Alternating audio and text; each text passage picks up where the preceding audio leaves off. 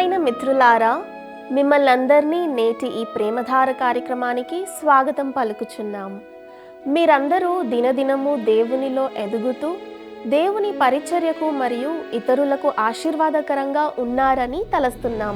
నేటి ఈ కార్యక్రమంలో ఇశ్రాయేలు ప్రజల విశ్వాస భ్రష్టతను గూర్చి, దేవుడు ఖండించిన వైనాన్ని మరియు మోషే వారి కొరకు చేసిన విజ్ఞాపనకు సంబంధించిన విషయాలను వివరంగా తెలుసుకుందామా?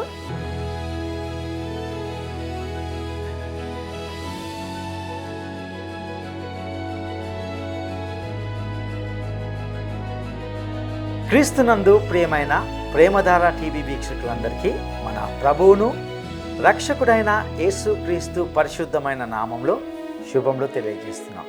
నేటి మన ఈ పాఠంలో మనము నిర్గమకాండము 32వ అధ్యాయము 7 నుండి చివరి వరకు అనగా 35వ వచనం వరకు ధ్యానించుకోబోతున్నాం. ఇందులో ఇశ్రాయేలు ప్రజల యొక్క విశ్వాస భ్రష్టతను దేవుడు ఖండించడాన్ని గూర్చి, దానికి ఫలితంగా ఇవ్వబడిన తీర్పును గూర్చి, అందుకు మోషే చేసిన మధ్యవర్తిత్వంను గూర్చి ఆయా విషయాలను మనం ఇందులో చర్చిస్తాం. ఇక ముందుగా ఇశ్రాయేలు ప్రజల యొక్క విశ్వాస భ్రష్టతను దేవుడు ఖండించడాన్ని గురించి గమనిద్దాం. నిర్గమకాండము 32వ అధ్యాయము 7-8 వచనాలు. కాగా యెహోవా మోషేతో ఇట్లనెను, నీవు దిగి వెళ్ళుము, ఐగుప్తు దేశము నుండి నీవు రప్పించిన నీ ప్రజలు చెడిపోయిరి. నేను వారికి నియమించిన త్రోవ నుండి త్వరగా తొలగిపోయి తమ కొరకు పోతపోసిన దూడను చేసుకొని దానికి సాగిలపడి బలి నర్పించి, ఓయి ఇశ్రాయేలు, ఐగుప్తు దేశము నుండి నేను రప్పించిన నీ దేవుడు ఇదే అని చెప్పుకొని రనెను. దేవుడు ఇశ్రాయేలు ప్రజలను వారు ఇతర దేశాల కంటే గొప్పవారను, శ్రేష్ఠులను లేదా మెరుగైన వారను వారిని విమోచించలేదు. వారు ఈ విషయాల్లో ఏవీ కాదు. దేవుడు వీరి గురించి మీరు లోబడనొల్లని ప్రజలని నాకు తెలుసు అని చెప్పాడు. ఇక నిర్గమకాండము 32వ అధ్యాయము 9-10 వచనాలను మనం గమనిద్దాం. మరియు యెహోవా ఇట్లనెను, నేను ఈ ప్రజలను చూచియున్నాను. ఇదిగో వారు లోబడనొల్లని ప్రజలు, కావున నీవు ఊరకుండుము, నా కోపము వారి మీద మండును, నేను వారిని కాల్చివేసి నిన్ను గొప్ప జనముగా చేసేదనని మోషేతో చెప్పగా. ప్రియులారా, ఇది మోషేకు ఒక నిజమైన శోధనగా ఉంటున్నది. దేవుడు, మోషే, నేను నిన్ను అబ్రహామును ఉపయోగించినట్లు ఉపయోగించుకుంటాను, మరియు నేను నిన్ను ఒక గొప్ప జాతిగా చేస్తాను, మరియు నేను ఇంకా అబ్రహాముతో నా నిబంధనను నెరవేర్చగలను అని చెప్తున్నాడు. ఇప్పుడు మోషే ఏమి చేస్తాడో గమనించండి. నిజంగా ఆయన మొత్తం లేఖనాల్లోని అత్యంత గొప్ప ప్రార్థనలలో ఒకదానికి ఉదాహరణగా ఉన్నాడని చెప్పగలం. ఇక నిర్గమకాండము 32వ అధ్యాయము 11వ వచనాన్ని గమనిద్దాం. మోషే తన దేవుడైన యెహోవాను బ్రతిమాలుకొని, యెహోవా, నీవు మహాశక్తి వలన బాహుబలము వలన ఐగుప్తు దేశములో నుండి రప్పించిన నీ ప్రజల మీద నీ కోపము మండనేలా. దేవుడు మోషేను జ్ఞాపకం ఉంచుకోమని అడిగాడు. దేవుడు, నీవు దిగి వెళ్ళుము, ఐగుప్తు దేశం నుండి నీవు రప్పించిన నీ ప్రజలు చెడిపోయిరి అని చెప్పాడు. ఇప్పుడు మోషే నిజంగా దేవునితో తిరిగి మాట్లాడుతున్నాడు. ఇక్కడ జాగ్రత్తగా గమనిస్తే మన ప్రార్థనలో కొన్నింటిలో ఎంతగానో కపటత్వం ఉంటుంది. అందుకే నేటి ప్రార్థన కూటాలు నిర్జీవంగా ఉండడంలో ఆశ్చర్యం లేదు. మనము దేవునితో నిజాయితీగా నిష్కపటంగా మాట్లాడితే మన ప్రార్థన కూటము సంఘములోనే అత్యంత ఉత్తేజకరమైన సమావేశంగా ఉంటుంది. ఒకసారి మోషే ఏమి చెప్పాడో వినండి. ప్రభువా, నీవు పొరబడ్డావని నేను అనుకుంటున్నాను. నేనైతే ఎవరిని ఐగుప్తు నుండి తీసుకువచ్చినట్లుగా నాకు గుర్తులేదు. మరియు వారు నా ప్రజలు కారు, వారు నీ ప్రజలే. నీవే వారిని ఐగుప్తు నుండి రప్పించావు. నీవు నీ బాహుబలంతో చేశావు. నేనైతే వారిని రప్పించలేను. నీవు తప్పు చేశావు ప్రభువా అని మోషే దేవునితో అంటున్నట్లుగా చూస్తాం. ప్రియులారా, మీరు దేవునితో అలా మాట్లాడడాన్ని ఎప్పుడైనా ఊహించగలరా? కానీ మోషే అలాగే మాట్లాడాడు. ఇక నిర్గమకాండము 32వ అధ్యాయము 12వ వచనాన్ని గమనిద్దాం. ఆయన కొండలలో వారిని చంపునట్లును భూమి మీద నుండి వారిని నశింపచేయునట్లును కీడు కొరకే వారిని తీసుకొని పోయెనని ఐగుప్తీయులు ఎలా చెప్పుకొనవలెను? నీ కోపాగ్ని నుండి మల్లుకొని నీవు నీ ప్రజలకు ఈ కీడు చేయక దాని గురించి సంతాపపడుము. అప్పుడు మోషే దేవునితో, ప్రభువా, నీవు నీ ప్రజలను ఐగుప్తు దేశం నుండి రప్పించావు, కానీ వారిని వాగ్దాన దేశంలోనికి తీసుకువెళ్ళకపోతే గనుక ఐగుప్తులు వారిని చూసి, నీవు ఐగుప్తు నుండి నడిపించగలిగావు కానీ వాగ్దాన దేశంలోనికి తీసుకెళ్ళలేకపోయావు అని అంటారు. వారు నీ ప్రజలు ప్రభువా, నీవే వారిని వాగ్దాన దేశంలోనికి తీసుకువెళ్తానని వాగ్దానం చేశావు అని మోషే దేవునితో అన్నాడు. తర్వాత మోషే దేవుడు ఇశ్రాయేలు ప్రజలపై తన కోపాన్ని మళ్లించమని చెప్పడానికి గల మూడవ కారణాన్ని దేవునికి ఇలా చెప్తున్నాడు. ఇక నిర్గమకాండము 32వ అధ్యాయము 13వ వచనాన్ని గమనిద్దాం. నీ సేవకులైన అబ్రహామును, ఇస్సాకును, ఇశ్రాయేలును జ్ఞాపకం చేసుకొనుము. నీవు వారితో ఆకాశ నక్షత్రముల వలె మీ సంతానము అభివృద్ధి చేసి నేను చెప్పిన ఈ సమస్త భూమిని మీ సంతానమునకిచ్చెదననియు వారు నిరంతరము దానికి హక్కుదారులగుదరనియు వారితో నీ తోడని ప్రమాణము చేసి చెప్పితివనెను. ఇక్కడ మోషే తన మాటలను కొనసాగిస్తూ, ప్రభువా, అబ్రహాము, ఇస్సాకు మరియు ఇశ్రాయేలును జ్ఞాపకం చేసుకొనుము. నీవు వారికి ఒక వాగ్దానం చేశావు, వారి సంతతిని అనేకులుగా చేసి వారికి ఒక దేశాన్ని ఇస్తానని నీవు వాగ్దానం చేశావు అని దేవునితో అన్నాడు. ఇక నిర్గమకాండము 32వ అధ్యాయము 14వ వచనాన్ని గమనిద్దాం. అంతటా యెహోవా తన ప్రజలకు చేసేదనని చెప్పిన కీడును గూర్చి సంతాపపడెను. మోషే ఆ విధంగా ప్రార్థించినప్పుడు అది దేవుని యొక్క హస్తాన్ని కదిలించింది. ప్రియులారా, మనము ప్రార్థన చేయడంలో మరింత నిజాయితీగా ఉంటే మనము ఎక్కువ సమాధానాలను చూస్తాం. అంటే మన ప్రార్థనలకు ఎక్కువ స్పష్టమైన జవాబులను చూస్తాం. మనము ఎల్లప్పుడూ మన ప్రార్థనలకు సమాధానాన్ని పొందుతాం. కానీ ప్రభువు మనలో చాలామందికి లేదు అని మాత్రమే జవాబు ఇస్తాడని నేను భావిస్తున్నాను. ఎందుకంటే మనము నిజంగా ఆయనకు హృదయపూర్వకంగా ప్రార్థించాం కాబట్టి. ఇక తీర్పుకు సంబంధించిన విషయాన్ని గురించి తెలుసుకుందాం. నిర్గమకాండము 32వ అధ్యాయము 15 నుండి 18 వచనాల వరకు గమనిద్దాం. మోషే శాసనములు గల 2 పలకలను చేత పట్టుకొని కొండ దిగి వచ్చెను. ఆ పలకలు ఇరు ప్రక్కలను వ్రాయబడినవి. అవి ఈ ప్రక్కను ఆ ప్రక్కను వ్రాయబడి ఉండెను. ఆ పలకలు దేవుడు చేసినవి. ఆ పలకల మీద చెక్కబడిన వ్రాత దేవుని చేవ్రాత.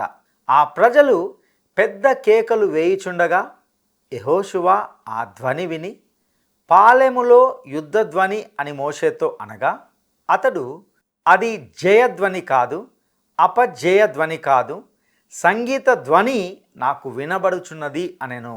ప్రియ స్నేహితులారా, ఇశ్రాయేలీయులు ఒక గొప్ప వినోదాన్ని కలిగి ఉన్నారు. వారు తమ బంగారు దూడను ఆరాధిస్తూ పాపంలో జీవిస్తూ ఉండినారు. ఇక నిర్గమకాండము 32వ అధ్యాయము 19 నుండి 21 వచనాల వరకు గమనిద్దాం. అతడు పాలెమునకు సమీపింపగా ఆ దూడను వారు నాట్యమాడుటను చూచెను. అందుకు మోషే కోపము మండెను.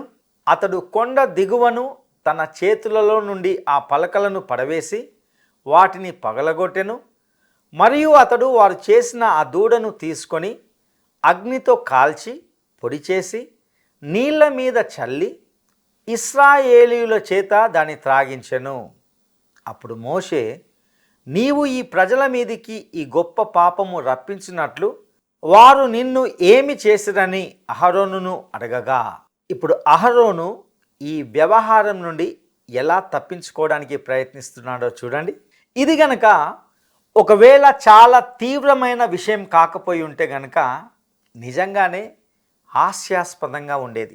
ఇక నిర్గమకాండము 32వ అధ్యాయము 22, 23 వచనాలను గమనిద్దాం. అహరోను, నా ఏలినవాడా, నీ కోపము మండనీయకుము. ఈ ప్రజలు దుర్మార్గులను మాట నీ వెరుగుదువు. వారు మాకు ముందు నడుచుటకు ఒక దేవతను చేయము ఐగుప్తులో నుండి మమ్మను రప్పించిన వాడగు ఈ మోషే ఏమాయనో మాకు తెలియదనిరి. ప్రియులారా, దీనినే మరొక మాటల్లో చెప్పాలంటే జరిగిన దానికి మోషేనే నిందించడం జరుగుతుంది. మోషే తమను విడిచిపెట్టాడని భావించిన ఇశ్రాయేలు ప్రజలు ఆ బంగారు దూడ వైపు మళ్ళారు. అహరోను తన మాటలను కొనసాగిస్తూ తరువాతి వచనంలో ఇలా అంటున్నాడు. నిర్గమకాండము 32వ అధ్యాయము 24వ వచనం. అందుకు నేను, ఎవరి యొద్ద బంగారం ఉన్నదో వారు దానిని ఊడదీసి తెండని చెప్పి తిని, నేను దాని అగ్నిలో వేయగా ఈ దూడ యాయననెను. ప్రియులారా, ఇక్కడ అహరోను చేసిన ప్రకటనకు మీరు నవ్వకుండా ఉండలేరు. మోషే సందేహిస్తూనే నవ్వి ఉండాలని నేను భావిస్తున్నాను. బహుశా మోషే వ్యంగ్యంగా అహరోనుతో, అహరోను, నీవు ఆ బంగారాన్ని నిప్పులో పోస్తే ఆ దూడ వెంటనే బయటకు వచ్చిందా అని అడిగి ఉండవచ్చు. కొన్ని వచనాల క్రితమే అహరోను ఉపకరణాలతో దూడను తీర్చిదిద్దాడని మనకు చెప్పబడిందని మీరు గుర్తుంచుకోవాలి. అయితే ఇక్కడ అహరోను మోషేతో చెప్పింది చేసింది శుద్ధ అబద్ధం అని చెప్పవచ్చు. ఇక నిర్గమకాండము 32వ అధ్యాయము 25వ వచనాన్ని గమనిద్దాం. ప్రజలు విచ్చలివిడిగా తిరుగుట మోషే చూచెను. వారి విరోధులలో వారికి ఎగతాళి కలుగునట్లు అహరోను విచ్చలివిడిగా తిరుగుటకు వారిని విడిచిపెట్టి ఉండెను. నగ్నత్వం, లైంగికత మరియు మాదక ద్రవ్యాలకు సంబంధించిన ఈ వ్యవహారము కొత్తదేమి కాదు. ఈ విషయంలో ఇశ్రాయేలీల ఉదంతాన్ని పరిశీలిస్తే ఆ మొత్తము పరిస్థితిని మీరు అర్థం చేసుకోవచ్చు. మోషే ఈ వ్యవహారాన్ని పరిష్కరిస్తాడు. అతనికి నిజంగానే చాలా కోపం వచ్చింది. అయినప్పటికీ అదే సమయంలో ఆ ప్రజల పక్షాన అతడు ఎంత గొప్ప మధ్యవర్తిగా వ్యవహరిస్తున్నాడో గమనించాలి. అతడు దేవుని హృదయాన్ని హత్తుకొని దేవుని హస్తాన్ని కదిలిస్తాడు. ఇప్పుడు మోషే తీవ్రమైన శస్త్రచికిత్స వంటి చర్యను చేపట్టాల్సిన సమయము ఆసన్నమైంది. మీలో ఎవరికైనా వ్యక్తిగతంగా క్యాన్సర్ వ్యాధి ఉన్నప్పుడు మీరు దానిని వదిలించుకోవడానికి శతవిధాల ప్రయత్నించాలని అనుకుంటారు. ఒకవేళ అందుకు అవసరమైతే మీ శరీరంలో సగభాగాన్ని తొలగించాల్సి వచ్చినా సరే దానిని వదిలించుకోవడానికి చూస్తారు. పాపం అనేది ఒక భయంకరమైన క్యాన్సర్ వంటిది. ఈ విషయంలో దేవుడు దోషులైన వారిని సంహరించడం ద్వారా అటువంటి తీవ్రమైన శస్త్రచికిత్సనే జరిపించాడు. ఇక నిర్గమకాండము 32వ అధ్యాయము 26-27 వచనాలను గమనిద్దాం. అందుకు మోషే పాలెము యొక్క ద్వారమున నిలిచి, యెహోవా పక్షముననున్న వారందరూ నా యొద్దకు రండి అనగా లేవీయులందరూ అతని యొద్దకు కూడి వచ్చిరి. అతడు వారిని చూచి, మీలో ప్రతివాడును తన కత్తిని తన నడుమున కట్టుకొని పాలెములో ద్వారము నుండి ద్వారమునకు వెళ్ళుచు, ప్రతివాడు తన సహోదరుని, ప్రతివాడు తన చెలికానిని, ప్రతివాడు తన పొరుగువానిని చంపవలెనని ఇశ్రాయేలీయుల దేవుడైన యెహోవా సెలవిచ్చుచున్నాడనెను. ప్రియులారా, ఈ తీర్పు తీవ్రమైనది మరియు ఘోరమైనది కూడా. భయంకరమైన పాపము జరిగినందున అది అంత తీవ్రంగా ఉండవలసి వచ్చింది. ఉదారవాదం అనగా తప్పుడు బోధ కూడా మన సంఘాల్లోకి చొరబడి మనము దానిని అక్కడ హద్దు అదుపు నియంత్రణ లేకుండా ఉండనిచ్చాం. ఒకసారి వాక్యాన్ని వక్రంగా బోధించే ఒక ఉదారవాద వేదాంత సెమినార్కి చెందిన యువకుడు ఒక సంఘంలో పనిచేయడానికి అక్కడున్న సంఘ పెద్దలచే పరీక్షించబడడానికి పిలువబడ్డాడు. అదే సమయంలో మరొక మంచి భక్తిగల దైవ సేవకుడు కూడా పరీక్షించబడడానికి ఆ స్థలానికి పిలువబడ్డాడు. వాస్తవానికి ఈ యువకునికి ఉన్న బైబిల్ పరిజ్ఞాన లేమి ఈ భక్తిగల సేవకునికి ఎంతో ఆశ్చర్యాన్ని కలిగించింది. ఆ యవనస్తునికి తెలిసిన ఆ కొంచెం వాక్య జ్ఞానం కూడా తికమక పరిస్థితిలో ఉండింది. అతనికి వాక్య జ్ఞానం తక్కువని, వాక్యం పట్ల విశ్వాసం లేదని స్పష్టంగా తెలిసిపోయింది. విశ్వాసంలోని ప్రాథమిక గొప్ప సిద్ధాంతాలను కూడా అతడు సరిగా వివరించలేకపోయాడు. అతన్ని పరీక్షించే బృందములోని ఆ సంఘ పెద్దల్లో ఒక వ్యక్తి ఈ యవనస్తుని ఉద్దేశించి అక్కడున్న వారితో ఇలా అన్నాడు. ఈ యువకుని తండ్రి గతంలో గొప్ప ప్రసంగికుడు, ఆయన విశ్వాసంలో దృఢంగా ఉండేవాడు. ఏదో ఒకరోజు ఈ యవనస్తుడు కూడా దారికి వచ్చి సరిగ్గా ప్రవర్తిస్తాడని, అన్ని విషయాలు నేర్చుకుంటాడని నాకు తెలుసు అన్నాడు. ఆ పరీక్ష ఎంపిక ప్రక్రియ ఏకగ్రీవంగా జరగనప్పటికీ మొత్తానికి ఆ సంఘ పెద్దలతో కూడిన సభ అతన్ని సంఘంలో కాపరిగా ఉండడానికి అంగీకరించింది. అసలు దేవుని వాక్యంలో దేనిని నమ్మని ఒక వ్యక్తితో పాటు ఈ భక్తిగల దైవ సేవకుని కూడా అదే సమయంలో ఆ పరీక్ష ప్రక్రియకు పిలవడము ఆ దైవ సేవకుని హృదయాన్ని ఎంతో కలిచివేసింది. ప్రియులారా, ఆ సంఘ పెద్దలు ఆ పరిస్థితిని నిర్వహించిన విధానంగా ఒకవేళ మోషే ఉంటే గనక అలా చేసేవాడు కాదు. అతడు కత్తి తీసి ఆ వ్యక్తిని చంపేవాడు కాదు, కానీ అతన్ని బోధకుడిగా అంగీకరించేవాడు కాదు. అతడు ఆ యవనస్తునికి ఒక బైబిల్ ఇచ్చి, ముందుగా నీవు బైబిల్ కళాశాలకు వెళ్ళి కొంచెం బైబిల్ నేర్చుకొని తర్వాత తిరిగి వచ్చి తర్వాత పరిచర్యకు తగినవాడా అని పరీక్షించుకోమని చెప్పి ఉండేవాడు. ఇతర సంఘ పెద్దల సభలు తీసుకున్న ఇలాంటి చర్యల వలన ఉదారవాదము ఈ వ్యవస్థీకృత సంఘంలోకి వచ్చి దానిని పూర్తిగా స్వాధీనం చేసుకుంది. ప్రియులారా, మీరు పాపముతో రాజీ పడలేరు. రాజీ అనేది అనైతికమని ఎవరో ఒకరు చెప్పారు. ఇది ముఖ్యంగా సంఘములో అనైతికమైనది. మోషే రాజీ పడే విషయంలో వెనక్కి తగ్గలేదు. అతడు తీవ్రమైన శస్త్రచికిత్సను ఉపయోగించాడు. ఇక నిర్గమకాండము 32వ అధ్యాయము 28వ వచనాన్ని గమనిద్దాం. లేవీయులు మోషే మాట చొప్పున చేయగా ఆ దినమున ప్రజలలో ఇంచుమించు 3,000 మంది కూలిరి. దోషులుగా ఉన్నవారు సంహరించబడ్డారు. మరియు అది పాలెమును చాలా బాగా శుభ్రపరిచింది. చాలామంది ప్రజలు ఇది క్రూరమైనదని చెప్పడానికి అవకాశం ఉంది. దీనిని ఈ విధంగా చూడండి. ఇప్పుడు క్యాన్సర్ని తొలగించి దేశాన్ని రక్షించడం మంచిదా, లేక క్యాన్సర్ని పెరగనివ్వడం మంచిదా? పాలెంలో దోషులు కాని పురుషులు, స్త్రీలు మరియు పిల్లల గురించి ఆలోచించండి. ఇశ్రాయేలును విగ్రహారాధనలోకి నడిపించిన మనుషులను బ్రతకనిచ్చి ఉంటే దేశం ఎప్పటికీ వాగ్దత్త దేశంలోకి ప్రవేశించి ఉండేది కాదు. అయితే చాలా ప్రదేశాల్లో సంఘంలో ఇదే జరుగుతున్నది. ఒక చర్చి తర్వాత మరొక చర్చి తన ప్రాముఖ్యతను మరియు ప్రభావాన్ని కోల్పోయి ఉపయోగం లేనిదిగా మారడం నేను చూస్తున్నాను.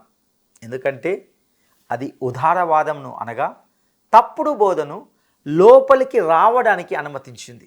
కొన్నిసార్లు మనము కీడును వ్యవహరించే విధానంలో తెలివి తక్కువగా కూడా ఉంటున్నాం.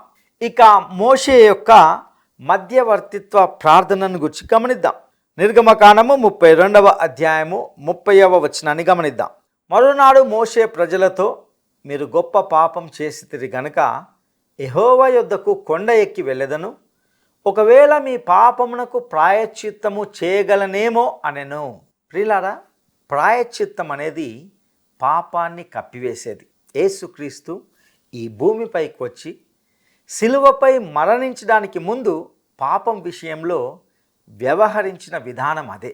సిలువ తర్వాత పాపం తొలగించబడింది. ఇప్పుడు ఇశ్రాయేలు ప్రజలను వాగ్దాన దేశంలోకి నడిపించడానికి గల తన 4వ కారణాన్ని మోషే తెలియజేస్తున్నాడు. నిర్గమకాండము 32వ అధ్యాయము 31వ వచనం. అప్పుడు మోషే యెహోవా యొద్దకు తిరిగి వెళ్ళి, అయ్యో, ఈ ప్రజలు గొప్ప పాపం చేసిరి, వారు బంగారు దేవతను తమ కొరకు చేసుకొనిరి. ప్రియులారా, ఇంతకిది ఏమిటి? ఇది ఒప్పుకోలు. మీరు దేవునితో కలిసి వెళ్ళాలనుకుంటే పాపము గురించి ఆయన మీతో చెప్పిన వాటి విషయమై ఏకీభవించాలి. పాపము పాపమే, మరియు అది ఒప్పుకోబడవలసిందే. మీరు ఎవరు అనే దానితో సంబంధం లేదు.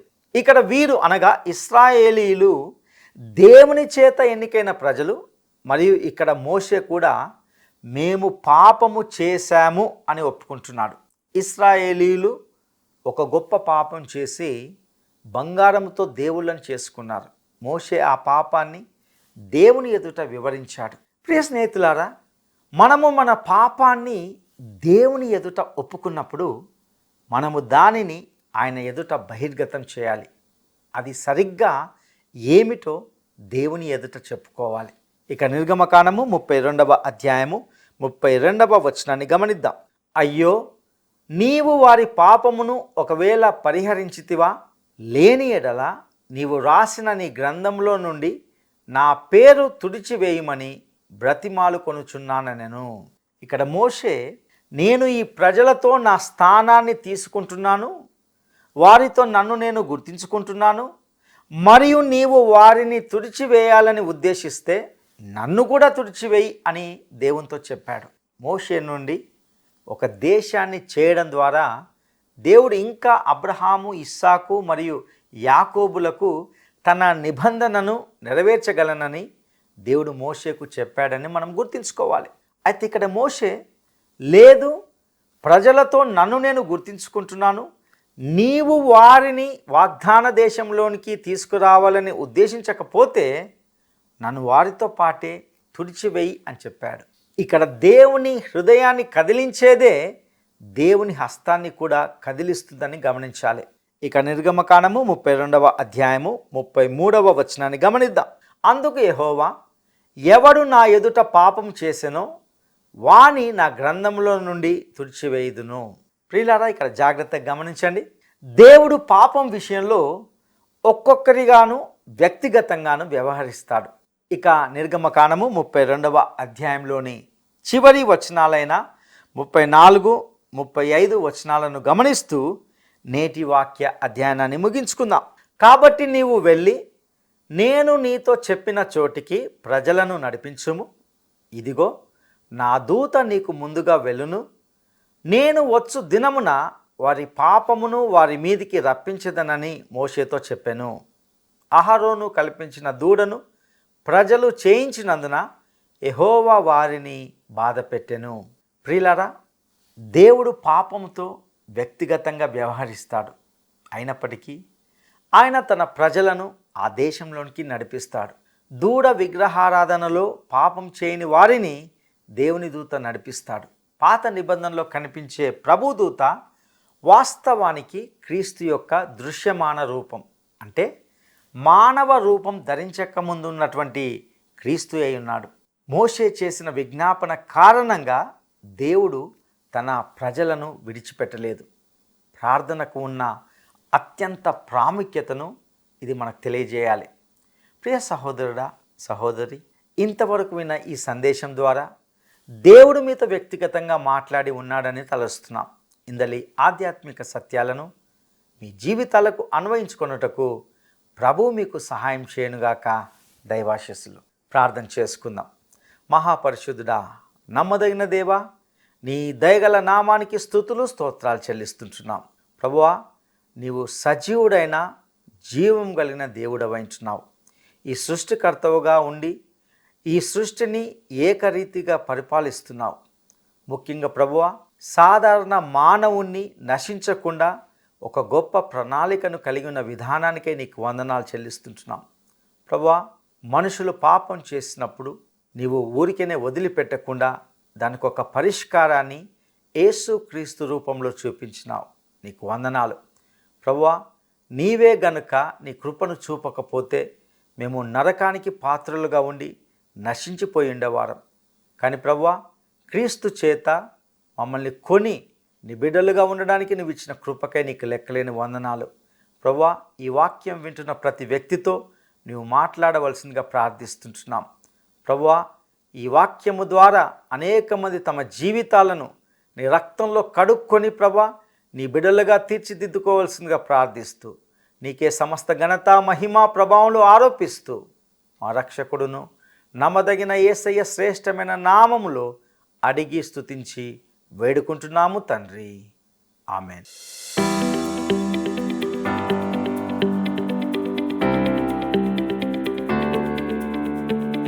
ప్రాయశ్చిత్తము అనగా అర్థం ఏమిటి?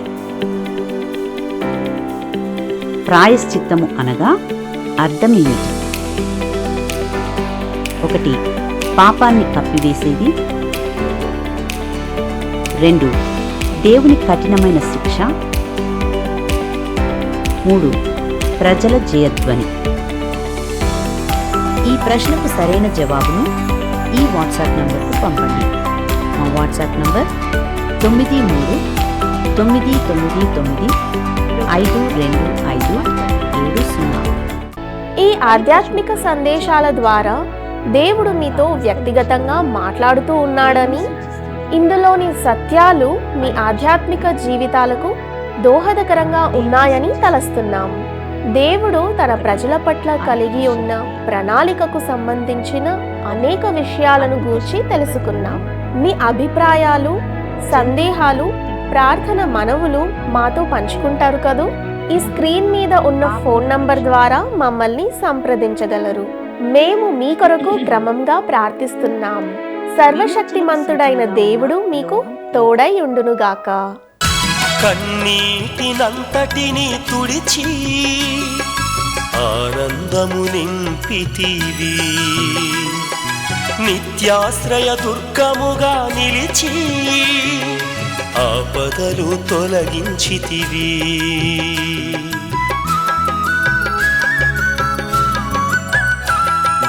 కన్నీటినంతటిని తుడిచి ఆనందము నింపితివి, నిత్యాశ్రయ దుర్గముగా నిలిచి ఆపదలు తొలగించితివి. నీ దయా కారుణ్యములను వర్ణింపవశము కాదు యేసయ్యా, నీ దయా కారుణ్యములను వర్ణింపవశము కాదు యేసయ్యా. కృపా కృపా కృపా యేసయ్య నీ కృపా, కృపా కృపా కృపా యేసయ్య నీ కృపా.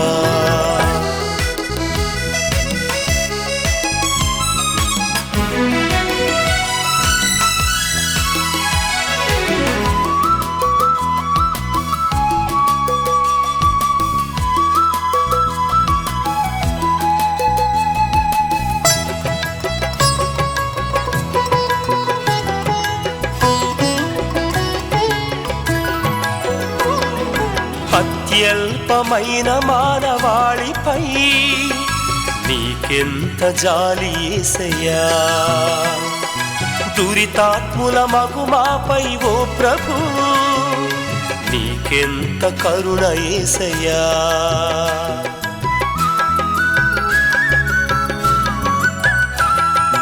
అత్యల్పమైన మానవాళిపై నీకెంత జాలి యేసయ్యా, దురితాత్ముల మగుమాపై ఓ ప్రభు నీకెంత కరుణ యేసయ్యా. ఈ మంచితనము లేని మాపై ఎంత ప్రేమ చూపావు యేసయ్యా, ఈ మంచితనము లేని మాపై ఎంత ప్రేమ చూపావు యేసయ్యా. కృపా కృపా కృపా యేసయ్య నీ కృపా, కృపా కృపా కృపా యేసయ్య నీ కృపా.